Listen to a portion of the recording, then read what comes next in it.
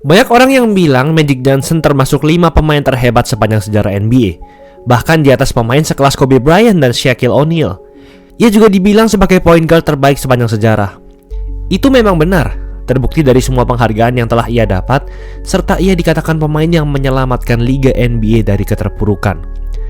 Tapi sayang sekali karirnya berakhir tragis karena virus HIV yang ia derita.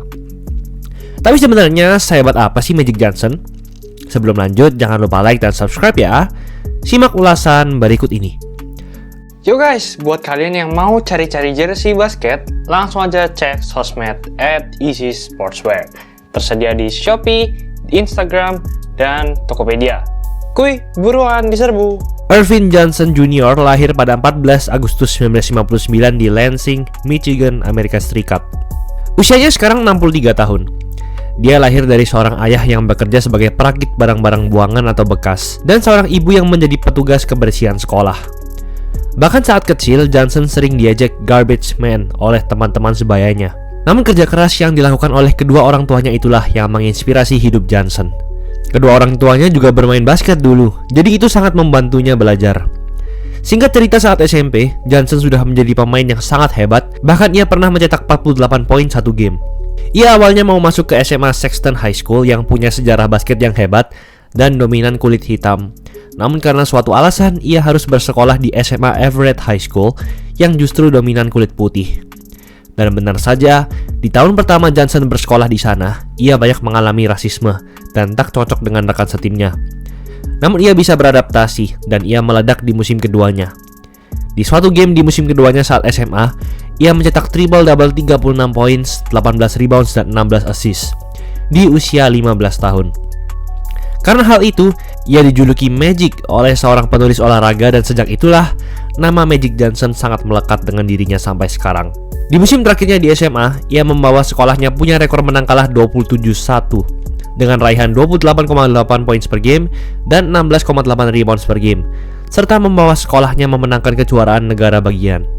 Ia dikatakan pemain SMA terhebat sepanjang masa yang berasal dari Michigan dan masuk dalam McDonald's All-American Team serta mendapatkan gelar Mr. Basketball Michigan 1977. Ia memilih untuk berkuliah di kampus Michigan State, meskipun ia menerima tawaran dari kampus top seperti Indiana atau UCLA. Ia hanya bermain 2 musim di kampus, namun musim keduanya menjadi puncak kejayaannya.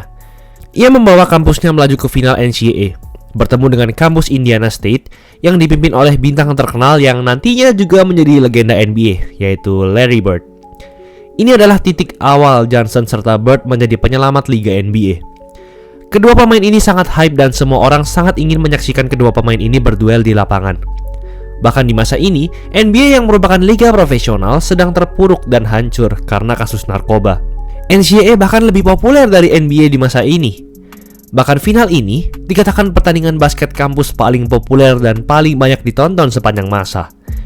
Di final, Johnson membawa timnya juara setelah mengalahkan Indiana State dengan skor 75-64. Johnson masuk dalam konsensus All-American Team serta menjadi NCAA Final Four Most Outstanding Player 1979. Akhirnya, Johnson memutuskan untuk mengikuti NBA Draft 1979 dan terpilih di urutan pick nomor 1 oleh Los Angeles Lakers. Lakers adalah salah satu tim paling terkenal di NBA. Selain karena berada di kota besar, namun juga punya sejarah pemain-pemain legenda yang banyak. Sedangkan saingannya Larry Bird juga di-draft di urutan pick 6 ke Boston Celtics, tim yang sudah berkali-kali juara di era Bill Russell dan sangat terkenal juga di NBA. Di sisi lain, Lakers saat itu sedang terpuruk.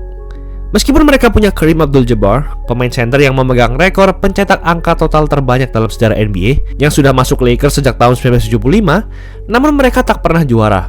Saat Johnson masuk, Johnson memang punya kepintaran serta IQ yang sangat tinggi, layaknya point guard. Namun pelatihnya sempat bingung karena tinggi badannya 206 cm, tinggi badan layaknya forward di NBA. Pada akhirnya, Johnson pun diberi kewenangan untuk menjadi point guard mengatur lapangan. Dan kehebatannya langsung terbukti tepat di musim pertamanya dengan raihan 18 points per game, 7,7 rebounds per game, dan 7,3 assist per game. Dan langsung terpilih menjadi starting 5 All-Star.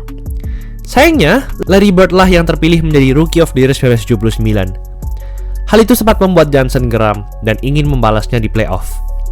Ia serta seluruh fans basket sangat berharap bertemu Bird di final NBA nanti. Benar saja, Johnson dan Lakers melaju ke final NBA 1980. Tapi di sisi lain, Larry Bird harus kalah di final wilayah timur oleh Sixers, sehingga Sixers yang akan bertemu Lakers di final nanti. Namun di final, Lakers sempat pincang karena ditinggal Kareem Abdul-Jabbar yang cedera. Tapi Johnson bangkit dan meng-carry Lakers dan memenangkan juara. Johnson mendapatkan gelar Finals MVP dan menjadi satu-satunya rookie yang menjadi Finals MVP dalam sejarah NBA. Johnson berkembang menjadi pemain yang sangat hebat, bahkan sekelas dewa di NBA. Pada 1981, ia menandatangani kontrak 25 tahun, 25 juta dolar, setara 47 miliar rupiah per tahun sekarang, yang saat itu menjadi kontrak pemain terbesar dalam sejarah olahraga. Ia sudah pasti mengakhiri karirnya di Lakers nanti.